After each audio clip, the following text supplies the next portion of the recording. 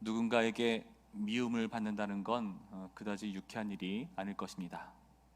미움받는 걸 좋아할 사람은 없죠. 그런데 우리가 오늘 읽을 본문을 보면은 좋아해야 할 미움도 있지 않나 생각해 봅니다. 우리가 이전까지 사랑에 대한 내용을 다뤘다면 이제부터는 미움에 대한 내용을 확인하는데요. 특별히 예수님과 함께 당하는 박해에 대해서 오늘의 본문은 소개해 주고 있습니다. 사람들은 왜 신자를 박해하고 미워하는가? 그 부분을 잘 다뤄주고 있습니다. 18절 말씀 보시면 우리가 미움받는 원인을 이렇게 설명해 주고 계시죠. 세상이 너희를 미워하면 너희보다 먼저 나를 미워한 줄을 알라. 이게 무슨 말인가? 19절부터 보실까요? 이렇게 되어 있습니다. 너희가 세상에 속하였으면 세상이 자기의 것을 사랑할 것이나 너희는 세상에 속한 자가 아니요 도리어 내가 너희를 세상에서 택하였기 때문에 세상이 너희를 미워하느니라. 내가 너희에게 종이 주인보다 더 크지 못하단 말을 기억하라. 사람들이 나를 박해하였은즉 너희도 박해할 것이요 내 말을 지켰은즉 너희 말도 지킬 것이라. 미움을 받을 때 우리보다 먼저 예수님이 미움받은 사실을 기억하라는 사실은 어떤 의미인가 하면은 우리의 소속에 대한 이야기를 해주고 있다는 의미입니다. 내가 너희를 세상에서 택했기 때문에 그래서 미움받는 거다. 예수님을 미워하는 세상, 그래서 예수님께서 택하신 우리를 미워하는 것은 너무나 당연한 것이다. 종이 주인보다 더 크지 못하다. 그러니까 주인도 박해당하면 너희도 박해당하는 것이고 주인이 그들에게 사랑받는다면 너희도 사랑받는 것이지 않겠느냐, 그런 의도로 말씀하고 계시죠. 그렇다면 우리가 이렇게 미움받을 때에 조금 다르게 생각해야 될 여지가 있습니다. 미움받는 건 물론 유쾌한 일이 아니지만 예수님을 미워하기 때문에 우리를 미워하는 것이라면 우리는 오히려 기뻐해야 합니다. 우리가 예수님께 택한 존재라는 것이 증명되는 그런 일이기 때문이죠. 물론 우리의 죄 때문에 우리가 미움받는 경우가 있습니다. 우리는 너무나 스스로를 좋게 여기려는 경향이 있어가지고 미움받으면은 무조건 내가 옳은 거고 상대가 잘못한 거다라고 생각하는 여지가 있죠. 그러나 그런 이유가 아니라면은 정말 누가 보더라도 내가 주님 때문에 그렇게 한 건데, 내가 하나님 때문에, 하나님을 믿기 때문에 이렇게 행동하는 건데, 그런 것 때문에 미움받는 것이라면 여러분 생각을 달리하시기 바랍니다. 내가 미움받는 것은 오히려 기쁜 일이다. 하나님의 택함받은 존재라는 것이 드러났기 때문에. 그리고 또 어떻게 미움받게 되었는가, 기율을 어떻게 설명해 주느냐 하면은 22절부터 이렇게 말씀하고 계시죠. 22절 말씀 보실까요?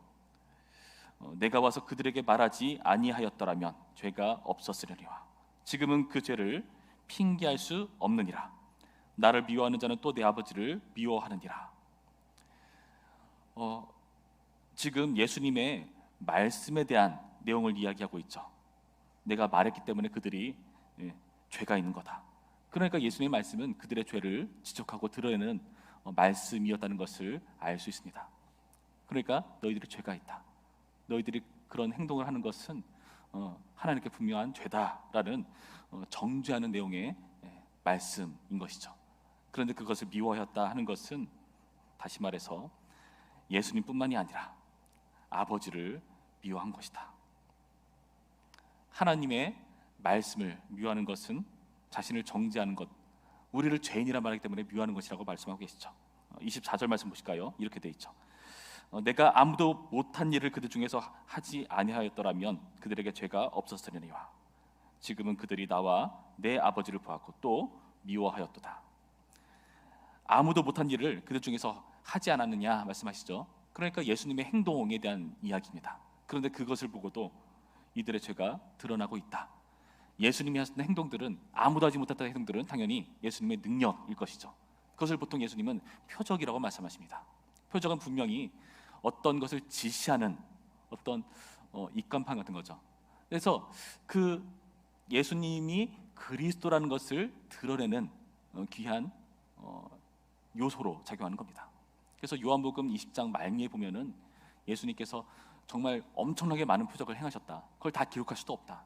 그런데 그 표적의 이유는 무엇이냐? 그 표적 중에서 이렇게 일부를 이 요한복음으로 기록한 이유는 무엇이냐? 바로 예수님을 그리스도로 믿게 하기 위함이고 너희로 하여금 영생을 얻게 하기 위함인 것이다 말씀하고 계시죠. 그런데 이걸 통해서 이들은 죄가 드러났습니다. 하나님과 아버지를 미워하는 그런 모습을 보여주었습니다. 그렇다면 이들이 우리를 미워하는 이유는 무엇이냐 하면은 자신들이 죄인이라는 것이 드러났기 때문이다. 그렇죠. 그럼 여러분, 우리는 이것을 또 다르게 생각할 필요가 있습니다. 그들이 우리를 미워할 때에 우리가 그들과 다르게 행동하기 때문에, 그들과 다르기 때문에 우리가 미움받는 것이구나. 그렇다면은 이 하나님의 언행을 통해서 그들의 죄가 드러났는데, 그렇다면 우리는 그 정죄로부터 벗어난 존재구나. 예수님의 정죄, 하나님의 정죄로부터 벗어난 존재구나 여겨야 된다는 것이죠. 물론 우리가 잘했기 때문에 그 정죄에서 벗어나느냐, 그것만을 말하지는 않습니다. 우리가 예수님을 믿고 예수님의 보혈로 정결한 그리스도인이 되었기 때문에, 예수의 피로 깨끗하게 된 존재가 되었기 때문에 그 정죄로부터 벗어난 것이 아니겠습니까? 그리고 그 정죄로 벗어났다는 것은 다시 말해서 그 풍성한 영생을 획득한 존재라는 것을 보여주는 것이죠. 그래서 우리가 미움받을 때에 우리는 오히려 이 미움을 기뻐해야 한다 알 수가 있는 것입니다. 그리고 우리는 왜 이 미움을 좋아하고 즐거워해야 되는가? 25절 말씀에 이렇게 되어 있죠. 그러나 이는 그들의 율법에 기록된 바 그들이 이유 없이 나를 미워하였다 한 말을 응하게 하려 함이라. 이 모든 것이 하나님의 말씀대로 이루어지는 과정이기 때문에 우리가 미움받는 것이 주님의 뜻이 이루어지는 과정이라는 것을 확인하는 것이기 때문에 기뻐라는 것입니다. 그러니까 우리가 미움받으면 우리가 후퇴하는 것도 아니고 우리가 잘 못 나가는 것도 아니고 제대로 가고 있다는 것입니다. 하나님의 뜻이 이루어지고 있는 과정 중에 있다. 그런데 여기서 우리가 조금 더 주의 깊게 볼 것은 이런 표현이죠. 그들의 율법이라는 표현입니다. 그들의 율법. 다시 말해서 교회를 미워하는 존재가 교회일 수 있다는 것을 우리는 염두에 두어야 한다는 것입니다. 그들의 율법. 우리는 하나님의 말씀을 살아간다고 하지만, 그래서 그 말씀대로 우리는 살아가겠다 다짐하지만, 그러나 우리는 하나님의 말씀을 믿는다 하면서 교회를 미워하는 모습을 보일 때가 많습니다. 세상을 미워하는 모습을 보일 때가 많습니다. 여기서 그들의 율법이라는 표현은 유대인들을 염두에 둔 것이 아닙니까? 다른 이방인들도 아니고 다른 세상 사람들도 아니고 그 당시 하나님을 잘 믿는다고 하는 사람들을 대상으로 지금 이 말씀을 주고 있다는 겁니다. 그런 존재들이 예수님을 미워하고 하나님을 미워하고 성도를 미워하는 모습을 보여주고 있다는 것이죠. 여러분, 우리의 모습을 돌아봐야 됩니다. 내가 미움받을 때 그 미움을 좋아해야 한다 말씀드렸습니다. 그런데 오히려 우리는 미움받기보다 미워하는 자리에 서 있는 것은 아닌가? 여러분 어떠십니까? 우리는 예수님과 함께 박해당하는 자리에 서 있어야 될 존재인데 그 자리를 뛰쳐나와서 오히려 교회를 향해서 손가락질하고 욕을 하고 침을 뱉고 박해하는 자리에 서 있지는 않는가? 우리는 알게 모르게 우리 스스로를 정당하면서 하나님의 말씀을 나를 정당화하는 도구로 삼으려 할 때가 있지 않습니까? 그래서 우리는 말씀을 취사 선택합니다. 이 말씀은 나한테 좋아. 근데 이 말씀은 나한테 좀 아니야. 그래서 모든 말씀을 나에게 적용하기보다는 이것을 이건 누군가 들으면 참 좋은 말씀인데, 나를 미워하고 나를 싫어하는 그 인간이 들으면 참 좋은 말씀인데 하고 이상한 쪽으로 방향을 돌려버리죠. 그러나 분명히 알아야 될 것은 우리는 오늘의 말씀을 통해서 우리가 어떤 자리에 있어야 되는가, 이것을 확인해야 한다는 사실입니다. 결국 우리의 할 바는 무엇입니까? 우리는요, 예수님과 박해당했던 것처럼 성령님과 함께 증언하는 자리에 서 있어야 한다는 것을 오늘의 본문은 보여줍니다. 26절부터의 말씀 보시죠. 이렇게 되어 있습니다. 내가 아버지께로부터 너희에게 보낼 보혜사 곧 아버지께로부터 나오시는 진리의 성령이 오실 때 그가 나를 증언하실 것이요 너희도 처음부터 나와 함께 있었으므로 증언하느니라. 아멘. 이 모습을 통해서 우리는 예수님과 함께 박해당하는 자리에 서 있는 그 자리에 있어야 하고, 더 나아가 성령과 함께 증언하는 자리에 서 있어야 된다는 것을 보여주고 있습니다.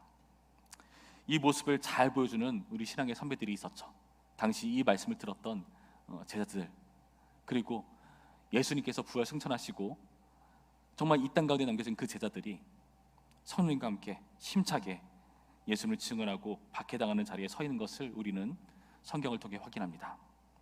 사도행전 4장 말씀을 보시면 이들은 유대 공의로부터 경고를 받는데요, 그 경고로부터 어떻게 반응하는가?